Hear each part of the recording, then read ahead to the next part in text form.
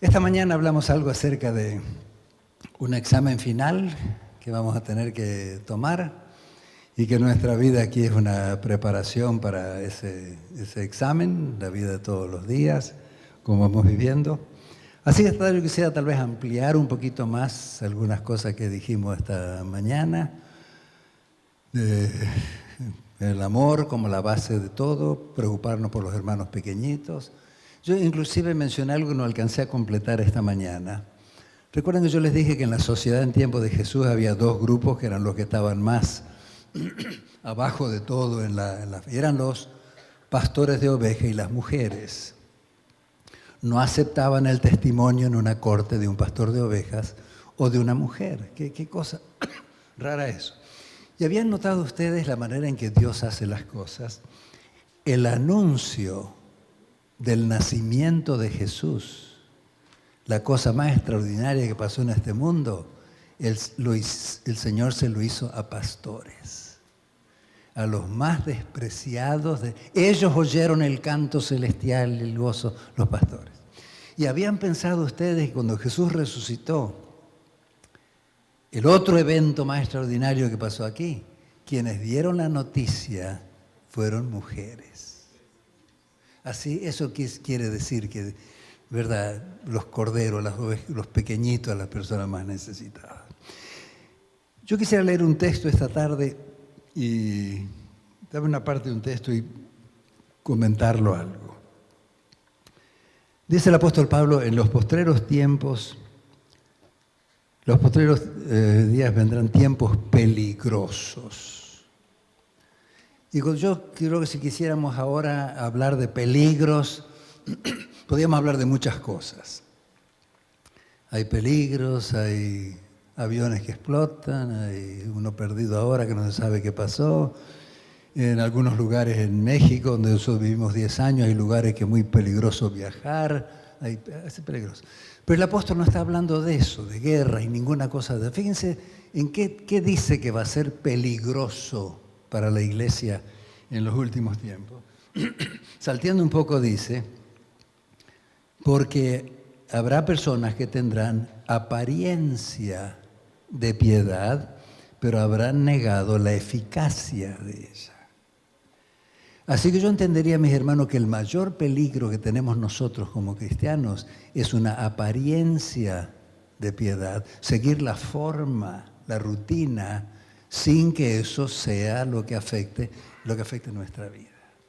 Jesús dijo que hay personas que tienen, ¿verdad?, pueblo de labios me honra, una religión de la boca para afuera, pero su corazón está sencillamente lejos de mí. Hablamos y hablamos, pero hace un tiempo pasó algo allí cerca de San Diego. Había una señora que estaba manejando su auto y tenía pegado atrás del auto una cantidad de leyendas muy lindas. Jesus loves you, Jesus saves, believe in Christ. Pero tenía todo un sistema misionero pegado en la parte de atrás del auto. Y estaba marchando y de pronto, cuando estaba llegando a una luz, un señor pareció en otro auto, se le cruzó adelante, medio raro, y la señora se enojó, la cristiana esta. Y tocó la bocina y lo insultó y le sacó la mano, le hizo una señal, soez con la mano, y gritó y estaba ahí. Y justamente había un policía ahí que estaba viendo todo. Así la luz se puso verde, el carro avanzó y ella también, y el policía le puso la luz roja y la paró. Y entonces ella dijo, ¿pero por qué me paró? ¿Qué hizo? No hizo nada mal. ¿Pero por qué me paró, pastor? No, yo quiero que me muestre su licencia y su título del auto. Y le mostró y miró, dijo que está bien. Dijo, pero pastor, antes que me vaya, explíqueme por qué usted me paró. Y el policía le dijo, porque cuando vi todo lo que tenía pegado atrás en el auto y como vi cómo usted se comportó, pensé que el auto podía ser robado. Y quería estar seguro que no era robado. Este pueblo de labios me honra, una apariencia de piedad, apariencia de cristianismo, y lo que cuenta en esencia es porque Dios mira el corazón, es el corazón. Y yo quisiera tal vez desarrollar esto haciéndoles una pregunta a ustedes. ¿Es posible ser religiosos sin ser cristianos?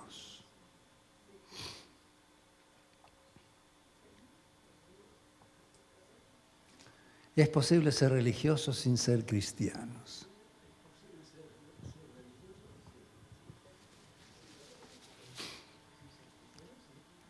¿Cómo les suena? ¿Eso es posible? ¿No es eso lo que Jesús quiso decir, una religión verbal? Este pueblo me honra con los labios, con lo demás, pero no es asunto de... ¿Tú querías decir algo? Tristemente no debería ser así, pero sí. Pero es posible. Tristemente sí. ¿Cómo nos va a nosotros? ¿Qué somos nosotros? ¿Religiosos o cristianos? Yo imagino que se puede hacer las dos cosas, ser religioso y ser cristiano. ¿Sabe usted una cosa interesante? La palabra religioso se encuentra 2 veces en el Nuevo Testamento, 2 veces en el Nuevo Testamento, y las 2 veces aparece en forma un poco negativa. Por ejemplo, cuando Pablo estaba allí en Atenas, ¿recuerdan?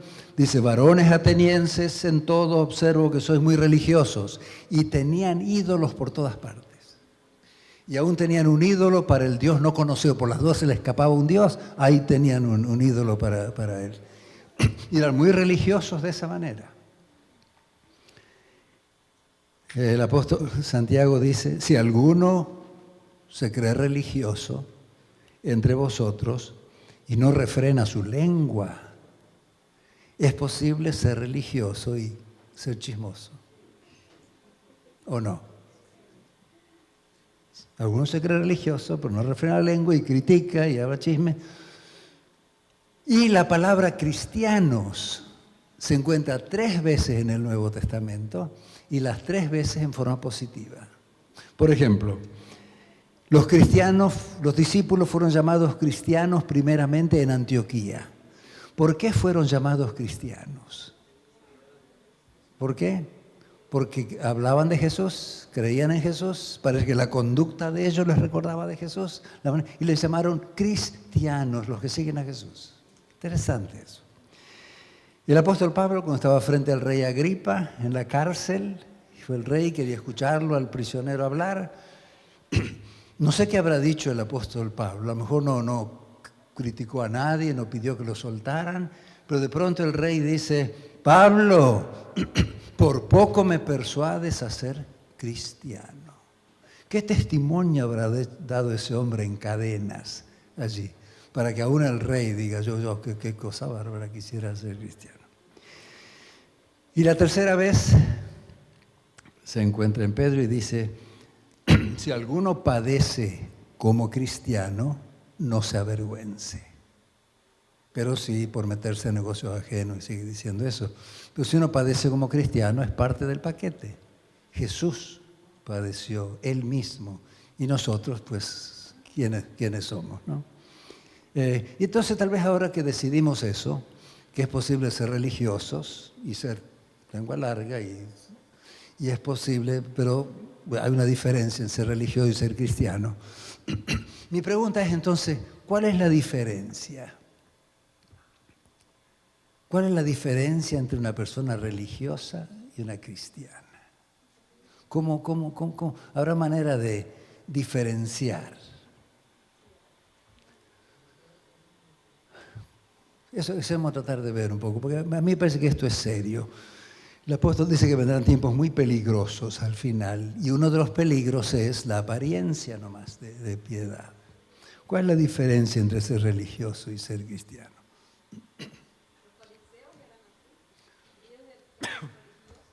Ajá.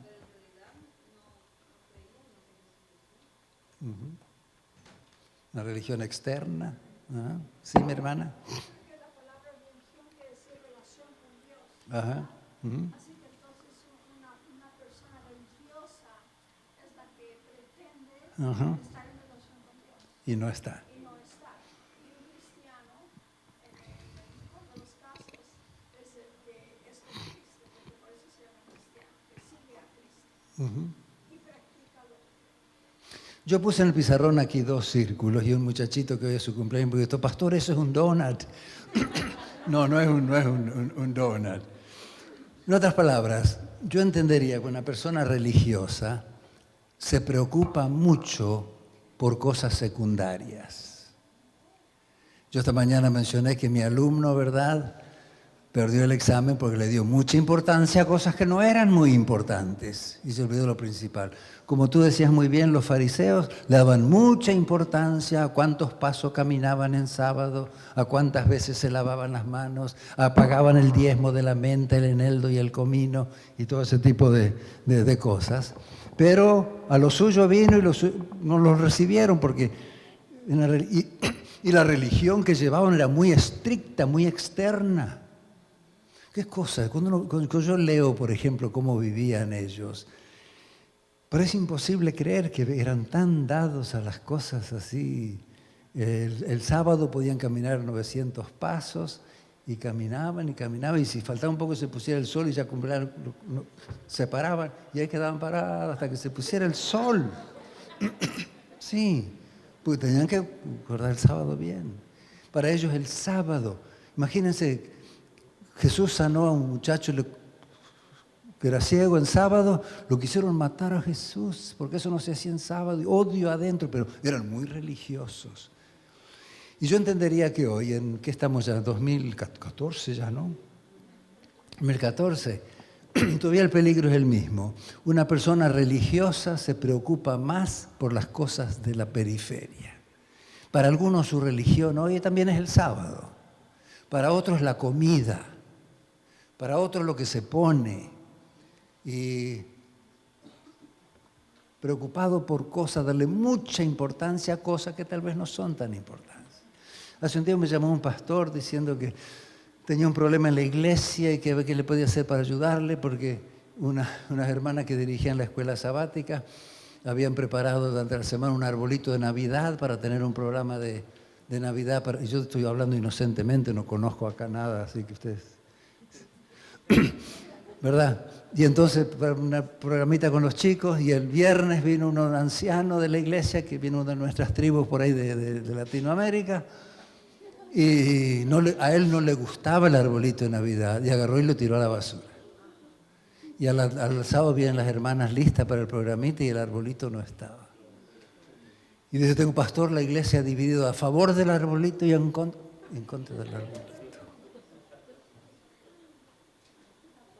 Yo, por supuesto, tenía un artículo que acababa de salir de la revista Adventista, donde había un artículo escrito por la señora White, una cita, donde decía, todas las iglesias harían bien de tener un arbolito de Navidad. Y el problema es que se hace con eso y todo ese tipo de cosas. Imagínense peleándose por... Yo he visto que a veces los problemas en la iglesia son cosas pequeñas de esas. Que si usaba anillo uno, que si se pintaba las uñas el otro.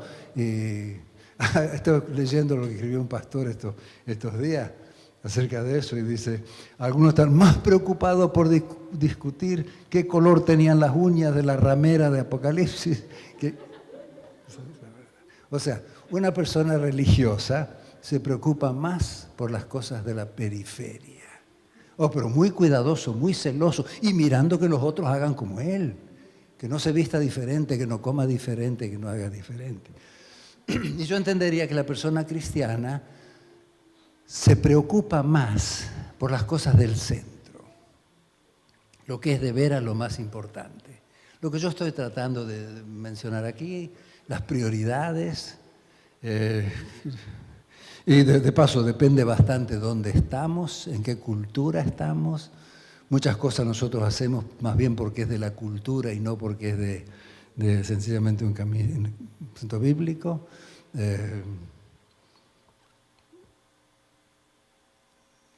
¿Cómo les digo?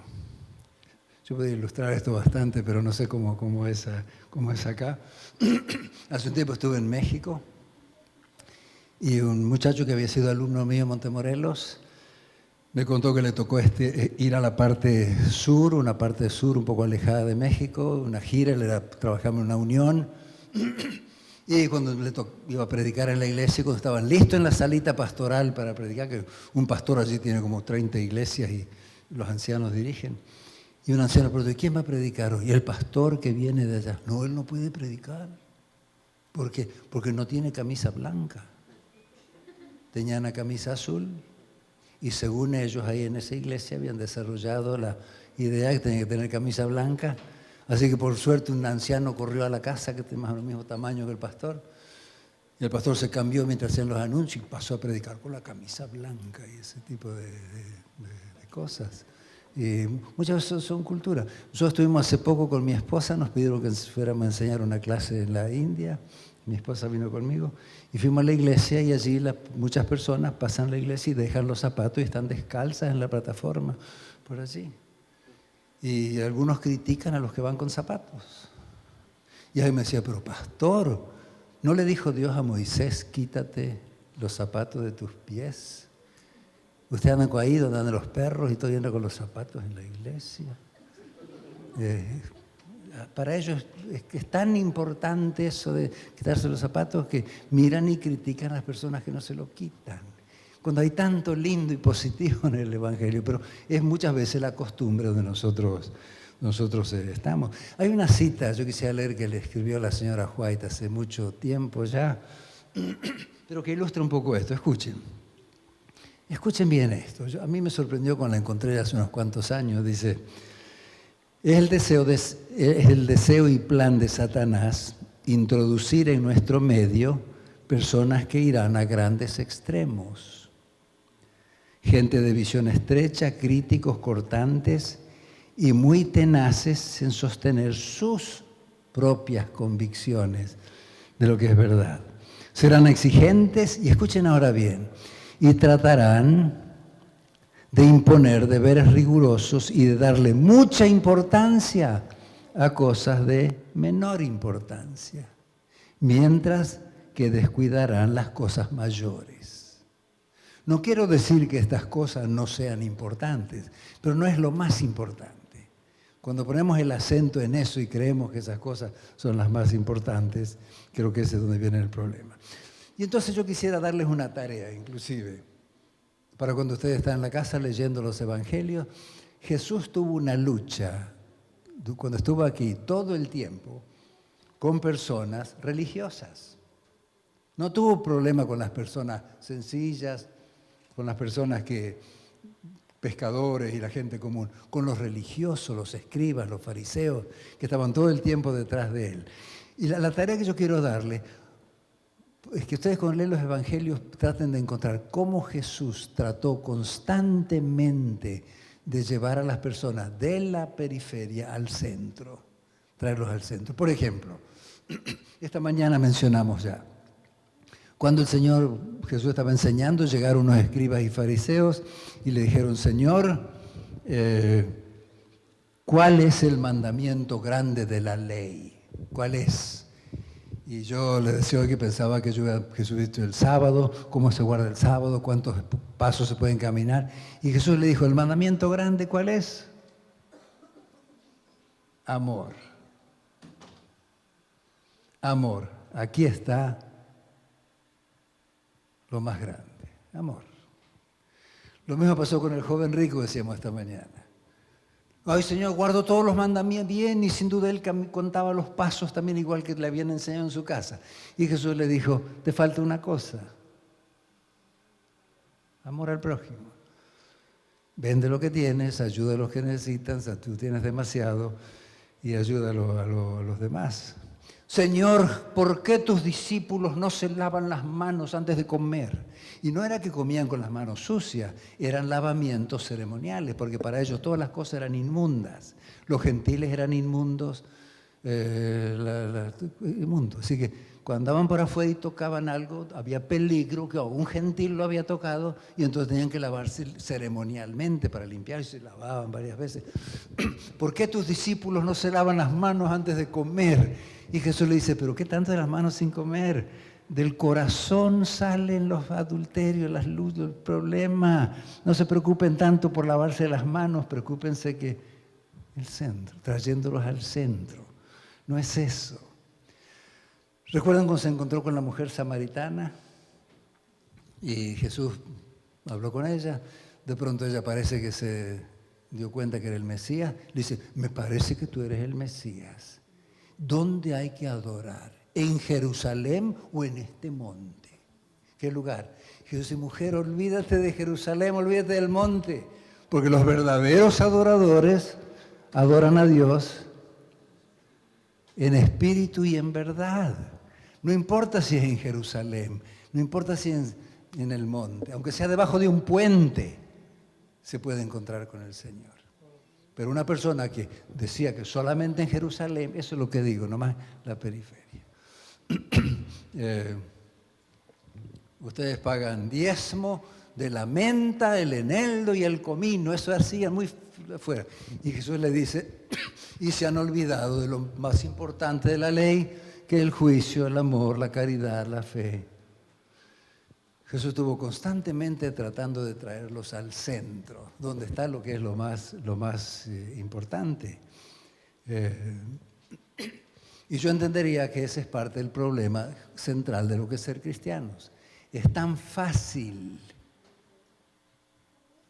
seguir la rutina, hacer lo de afuera. Hace un tiempo yo estaba estudiando con un pastor bautista y él decía, no, dice, para mí lo único que me interesa es lo que dijo Jesús, el mandamiento del amor, los 10 mandamientos ya pasaron a la historia, yo guardo los 2. Y yo les pregunto a ustedes, él quería que yo sea un pastor bautista y yo quería que él sea adventista y ninguno tuvo éxito, cada uno fue para su lado. ¿Qué es más fácil? ¿Guardar los 10 o guardar los 2? ¿Qué es más fácil en la vida cristiana? ¿Guardar los 10 o guardar los 2?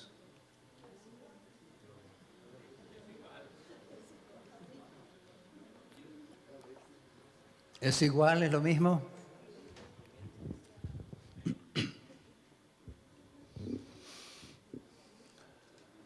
¿Es igual? ¿Es lo mismo? Dígame una cosa, ¿el joven rico no guardaba los 10 y guardaba los 2? No. Cualquier fariseo puede guardar los 10. Y bien, como lo guardaban los fariseos. Para guardar los 2 necesita un milagro de la gracia de Dios en el corazón. Para poder amar a todos y no tener odio con nadie, para poder servir, necesita un milagro de la gracia de Dios. Y el mayor problema con nosotros, creo, los adventistas, a veces le prestamos más atención a los 10 que a los 2. Tenemos los 10, los mandamientos de Dios, somos nosotros, inclusive el sábado, que es uno de los 10, y a veces, cuán diferente vivimos que otra gente que no tiene eso.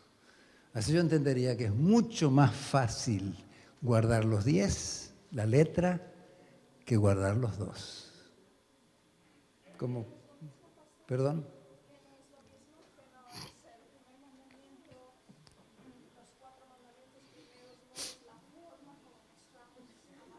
Sí, yo sé, pero ¿no será que a veces nos quedamos solo con la forma? Eso es lo que estoy diciendo. El joven rico, según le dijo Jesús, dijo, yo todos los mandamientos los guardo. Y Jesús le dijo, no, él los guardaba, pero guardaba la letra, no lo que significaba el Espíritu. No amaba al prójimo y evidentemente no amaba a Dios suficiente para...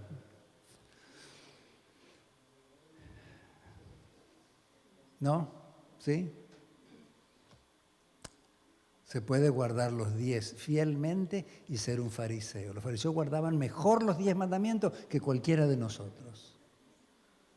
Eso de codiciar la mujer del prójimo, inclusive los fariseos, estaba leyendo el otro día, que cuando algunos fariseos veían a una mujer, por la calle cerraban los ojos, para no verla.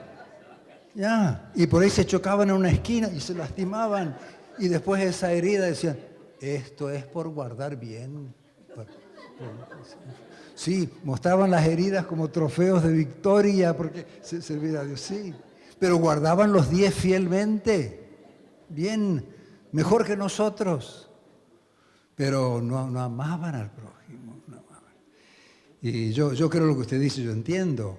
Los 10 en realidad se resumen en los 2.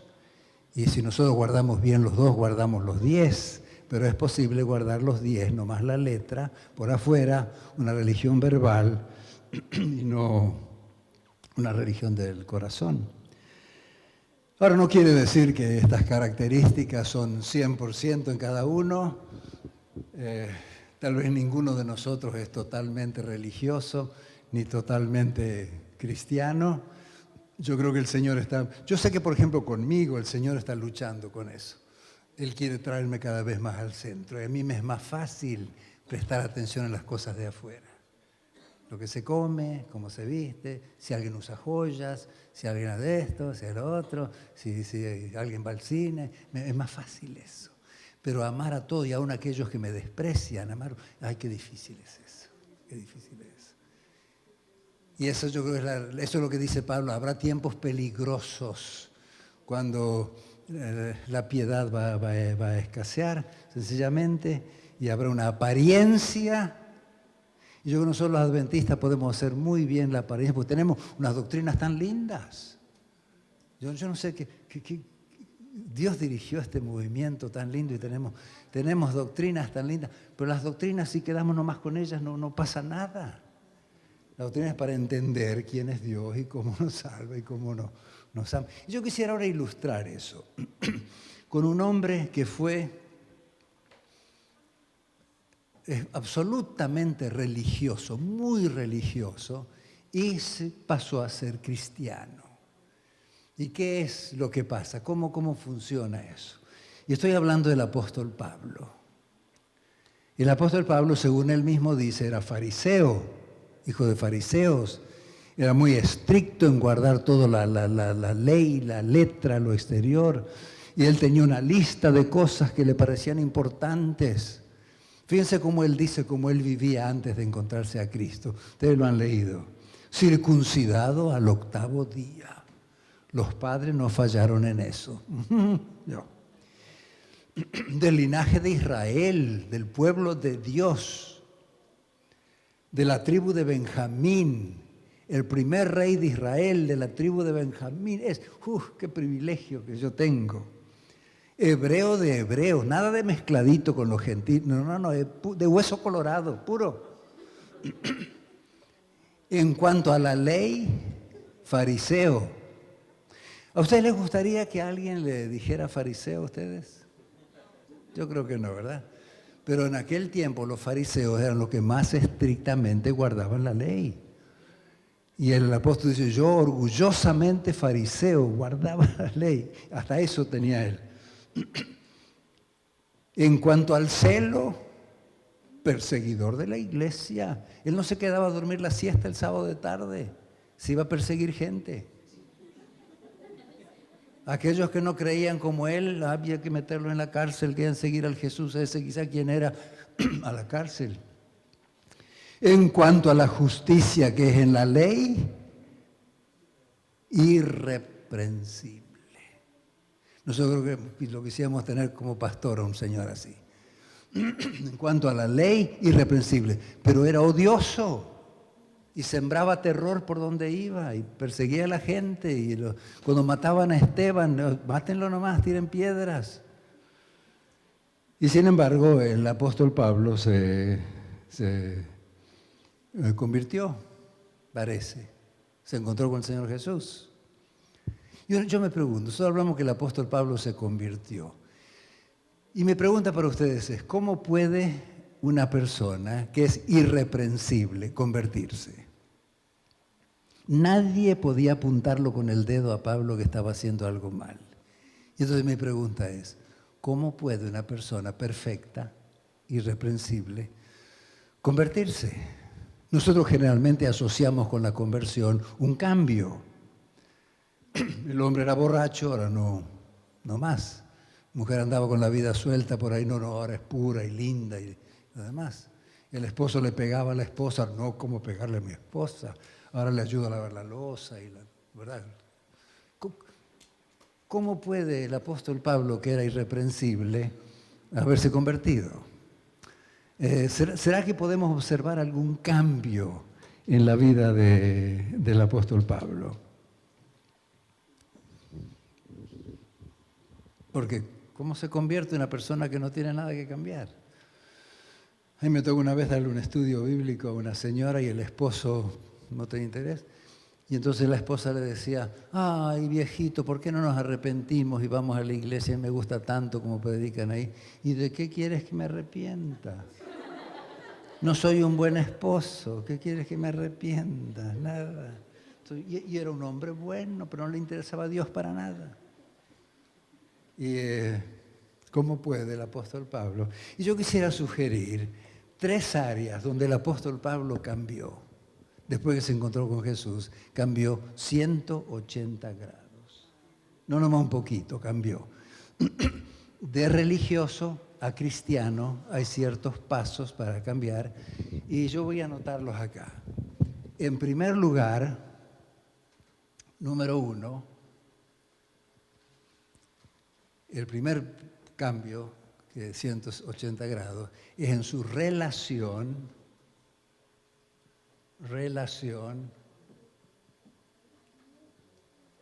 ¿con quién? Con Jesús.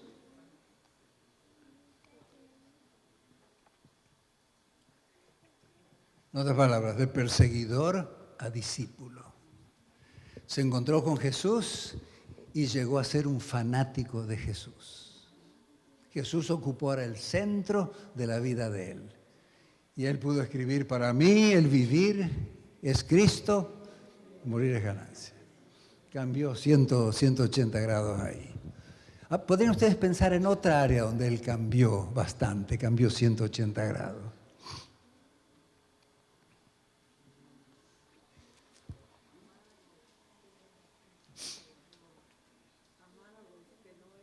Ajá.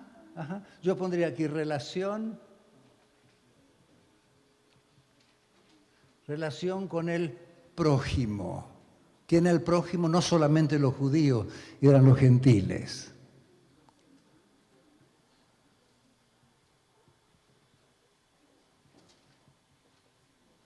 Y nosotros tal vez hoy nos cuesta un poco difícil pensar por qué tanto, pero antes no se hablaban, se odiaban mutuamente. Los judíos pasaban cerca de un gentil y se iban al otro lado de la calle para no pasarle cerca, que no lo contaminaran. Y el de esa actitud se convierte en el apóstol de los gentiles. Dedicó su vida para ayudar y salvar a otra gente. Y tal vez cuando ustedes piensan en eso, es un poco, decía, difícil para nosotros entenderlo. Pero los prejuicios son así. ¿Ustedes recuerdan cuando Pedro, el Señor le pidió que fuera a la casa de Cornelio? ¿Recuerdan? ¿Y Cornelio qué era? ¿Judío o gentil? Era gentil. Y Pedro, pues no, ¿verdad? Inclusive Dios le dio una visión del lienzo aquel, y yo, que ningún ser humano llame común o inmundo. Y antes de ir, Pedro se hizo acompañar de unas 5 o 6 personas para estar seguro. Tenía miedo ir solo a la casa de un gentil. Y una cosa que yo no puedo entender, y un día quisiera preguntarle a Pedro, pero yo creo que en el cielo nos vamos a olvidar de esas cosas. Lo que le dijo Pedro cuando llegó a la casa de Cornelio. Yo colporté en Argentina, en mi tierra, estudié todos los años colportando en los veranos, y venía la gente de la asociación, de la unión, a entrenarnos cómo colportar. Y entonces decía, usted nunca puede llegar a una casa y decirle, vengo a vender libros, porque ¡pap!, le cierran la puerta. Primero hay que ganarle la amistad, caerles bien, serles simpático, y entonces después... Así que nos decían, si usted llega a la casa y ve que tienen flores, le dice, ay señora, qué lindas flores. Usted la cultiva, a mi mamá también le gustan las flores, y hacía algo. Si hay un piano allá adentro, ay señor, qué lindo. ¿Quién toca piano acá? Su hija. Por ahí viene el muchachito, el hijito, tal vez mocosito y todo. Ay, qué lindo chico. Sí, no, porque hay que caerle bien y decir, ay, sí, es mi hijito, porque nuestros hijitos son lindos, no importa cómo están. Y entonces después, cuando más o menos rompimos el hielo, entonces, mire, yo soy un estudiante, estamos haciendo una promoción de libros de salud y eso. Y la señora escucha, si no, no escucharía. Pero Pedro, cuando llegó a la casa de Cornelio, dice, y abriendo su boca, le dijo, vosotros sabéis que es abominable para un judío juntarse con extranjeros. Good morning. Ese fue su saludo. vosotros sabéis que es abominable para un varón judío. Y yo me digo, ¿cómo Pedro pudo haber dicho eso después de estar 3 años con Jesús? Y de haber escuchado y ver cómo Jesús trataba a los extranjeros, a la mujer samaritana, todos los héroes de Jesús. Sanó a 10 leprosos, el único que volvió samaritano, y Jesús tanto hizo por ellos. Pero el prejuicio es así, y Pablo tenía todos esos mismos prejuicios, pero cuando el Evangelio caló hondo en su corazón, dijo adiós las barreras y el prejuicio, y ahora dedicó su vida, soy apóstol de los gentiles. Y no hubo más excepción de personas para él. Como decía alguien en la cruz, el terreno está parejo. No hay lugar cuando uno está más alto como está el otro. Sí, aquí sí, algunos somos maestros, somos doctores, otros son enfermeras, otros son negociantes. Todos somos iguales a los pies de Jesús. Y eso entendió el apóstol Pablo. No sé cómo les va a ustedes. Hay tanto prejuicio en el mundo, que con los blancos, que con los negros, que con los chinos. Para nosotros no hay eso. No debe haber eso. Todos somos iguales delante de Dios. Número 3. ¿A alguien se le ocurre qué otra área cambió el apóstol mucho? 180 grados también. Tal vez esto lo pusimos acá en el primero.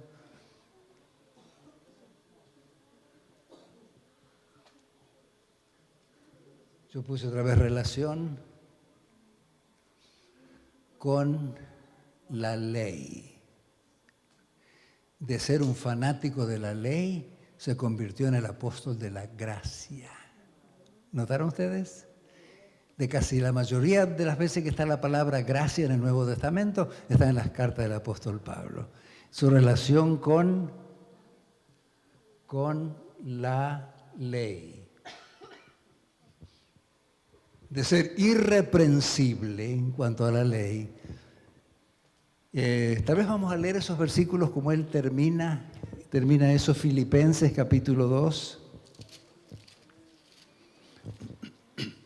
Filipenses capítulo 3. De los versículos 4 en adelante, él está hablando de lo que yo mencioné, todas las cosas que él decía que hacía.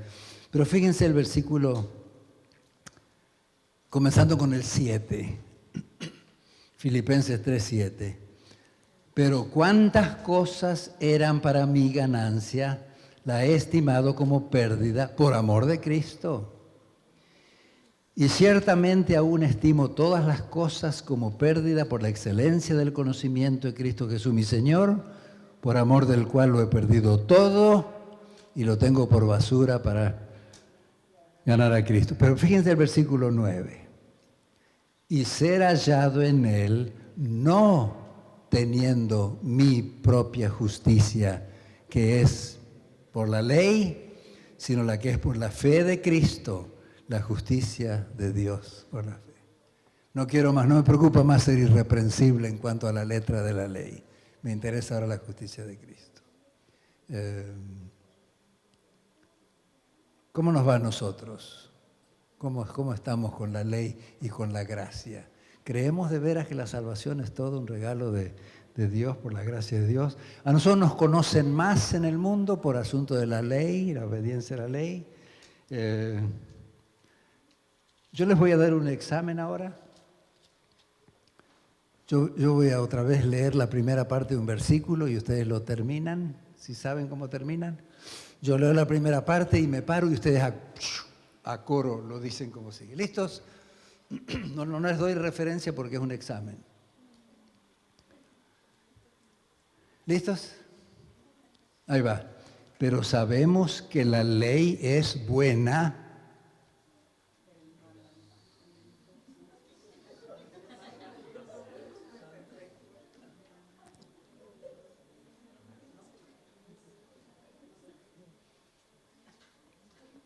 Déjeme darle una palabrita más.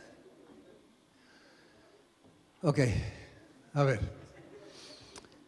Pero sabemos que la ley es buena, sí.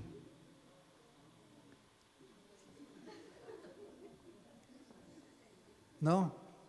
Ok, yo lo voy a leer y le voy a dar la referencia para que ustedes busquen a ver si está en la Biblia de ustedes también. ¿Ok? Escuchen cómo dice el apóstol. El apóstol Pablo dice eso. Pero sabemos que la ley es buena si uno la usa legítimamente. Primera Timoteo, capítulo 1, versículo 8. A ver cómo dice la Biblia de ustedes. Primera Timoteo 1, 8.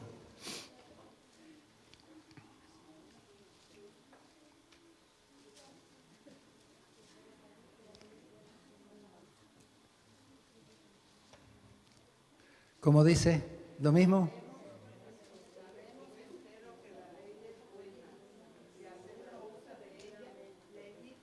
Legítimamente. En otras palabras, ¿es posible usar mal algo bueno? Mi pregunta es, ¿qué sería usar ilegítimamente la ley? El apóstol dice, es buena si uno la usa legítimamente. ¿Qué sería usarla ilegítimamente?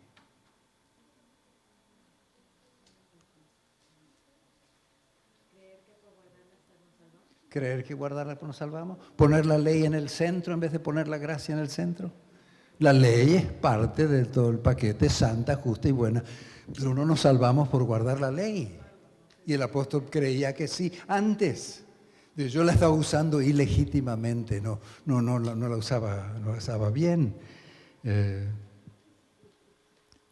Yo les decía que, no sé cómo les va a ustedes, pero yo creo que el Señor conmigo está luchando para traerme también al centro. Yo creo que nosotros en algunos lugares le damos más importancia a la ley que a otras cosas y por eso nos conoce el mundo. Realmente nos conoce por el sábado y porque no comemos cerdo. ¿No? Ya. A mí es cierto, vamos a guardar el sábado toda la vida. Y nunca vamos a comer los fulanos esos. Los cerdos nunca vamos a comer eso. Y sin embargo, qué lindo fuera que la gente dijera, los adventistas, qué gente más linda, qué amorosas son, cómo se ayuda. Son raros, mira, guardan el sábado y no comen cerdo, pero qué gente más amorosa, más. Usted va a la iglesia y la gente esa no lo deja salir casi, es tan linda que es. Y sin embargo, a veces la gente entra, el otro día alguien escribió en la revista, y fui a la iglesia, entré, me senté, salí, nadie me preguntó siquiera quién era y de dónde venía. Pero sí, los 10 mandamientos. Aquí está la paciencia de los ¡qué santos! Aquí está la paciencia de los santos, aquí están los que guardan los mandamientos de Dios, y a lo mejor somos tan fariseos como aquellos que en el tiempo de Jesús. Y otra vez, nunca debemos decir nada para minimizar la ley. Es eterna, es la ley de Dios, es santa, es justa, es buena, pero no fue dada para salvarnos. Fue dada para mostrarnos que estamos perdidos y que necesitamos a alguien que nos rescate y que nos salve. Así que yo, la próxima vez que venga a esta iglesia, si me invitan, que ustedes me corrijan y que digan, no, a esta iglesia ahora no se la conoce más por que guarda el sábado y que no comen cerdo. Conoce porque somos una luz aquí para la comunidad. ¿Alguna pregunta hasta acá? ¿Es posible ser religioso sin ser cristiano? Sí. ¿Es posible usar la ley, la santa ley de Dios ilegítimamente? Ponerla en primer lugar, creyendo que por guardar la ley. Uno de nuestros primeros pioneros, el pastor Bates, llegó a decir, ¿cómo se salva una persona guardando el sábado? El que guarda bien el sábado se salva. No era tanto Jesús, era el sábado. ¿Alguna pregunta, algún comentario hasta acá? Dicen cuando no hay preguntas o todo estuvo muy claro o nadie entendió nada. Así que espero que...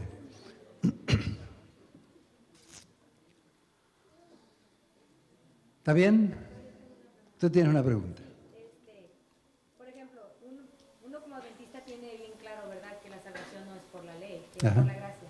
Pero ¿qué pasa con una persona que no es adventista, que es cristiana de otra denominación y en su vida tuvo muchas oportunidades de conocer la luz de la verdad, que pues es el mensaje adventista, y no quiere aceptar, se llega a enfermar y no quiere aceptar la luz de la verdad y se aferra a que somos salvos por Cristo porque somos salvos por Cristo. Ujú. O sea, ahí ni sí me confunde un poquito una situación así. Sí, yo cuando pienso en eso me da mucho gusto en pensar que el destino de esa persona no lo va a decidir la junta de la iglesia, sino Dios. Y hay personas a veces, sí, hay personas a veces que han crecido con tanto prejuicio, han conocido adventistas que le hicieron la vida imposible. O sea, hay tanta cosa allí. Así que la salvación al fin de cuentas es por fe en el Señor Jesucristo. A lo mejor esa persona tuvo prejuicios y bloques que no le permitieron ver otras cosas. Y yo creo que el Señor en su computadora va a poner todo ese tipo de cosas al hacer la decisión final. Pero cada caso, habrá personas que sí conscientemente no sigue porque le gusta el pecado o alguna otra cosa. Pero yo doy gracias a Dios. Mi convicción es que el Señor va a entrar en el reino a todos los que pueda. Y van a quedar fuera los que no puedan entrar, que no han querido entrar. Muy bien, déjeme terminar o subrayar un poquitito esto. Cuando yo vine de mi tierra, estudié en la sierra, unas primeras clases que estudié, tuvimos que leer un sermón que había sido escrito hacía como 200 años. Y el título del sermón era, traducido sería, El poder expulsivo de un nuevo afecto. The expulsive power of a new affection. Y el autor decía, el tema era sobre no améis al mundo ni las cosas que estén en el mundo. Y él decía, la única manera de dejar de amar al mundo es cuando un amor más fuerte que el mundo entra en el corazón. Que si no, no pasa. Y así pasa en la vida práctica también. A ustedes les habrá pasado igual que a mí. Yo estaba en Argentina, en el colegio, había una cantidad de chicas muy simpáticas, muy lindas, tenía amistades con muchas de ellas, pero un día Isabelita me penetró al alma y las otras fueron a la periferia. Porque un amor más profundo, algo profundo vino a mi corazón y no tuve más interés de hablar con las otras. Y entonces el autor decía eso, la única manera de no amar al mundo es cuando nos enamoramos del Señor Jesús. El poder expulsivo de un nuevo afecto. Ese poder expulsa y motiva. Y les cuento algo que escuchamos con mi hijo hace un tiempo. Tenemos una hija y un hijo. Y con mi hijo a los dos nos gustan un poco los deportes. Y estamos hace un tiempo escuchando en la radio con él, estamos viajando, se contaron la historia de un muchacho que jugaba fútbol americano, que yo no lo entiendo y no me gusta el béisbol y el tenis y el soccer, pero ese fútbol no lo entiendo y me parece que, qué sé yo, disculpen los que les gusta, pero yo no me entusiasmé con eso. Y entonces este muchacho no era el mejor jugador. Normalmente él estaba ahí de reemplazo para ver si alguien se lastimaba o algo lo necesitaba. Él pasaba para ayudar. Y una cosa que llamaba la atención es que él todos los días que había partido, él venía al estadio con su papá. El papá lo traía del brazo y venían caminando, se subían, se sentaban en una banca, charlaban un poquito y el muchacho le daba unas palmaditas y se bajaba corriendo a la escalera y se iba a preparar y ponerse todo el equipo para jugar.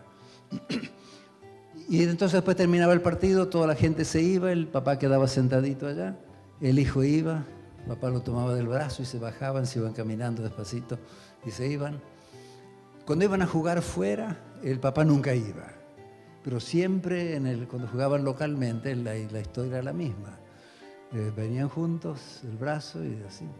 Y un día cuando fueron a jugar un partido a una otra ciudad, que están listos, empezando para prepararse, el manager, el entrenador, recibe una llamada telefónica. Dice, mire, avísenle a este muchacho que su papá acaba de fallecer, que tuvo un ataque y murió. Uy, él me dijo, ay, pero ¿cómo le digo? Yo sé que son tan cercanos con el padre, lo quiere tanto su padre.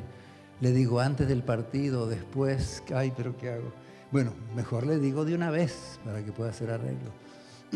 Así que lo llamó al muchacho y le dijo, recibí este mensaje y tu papá murió.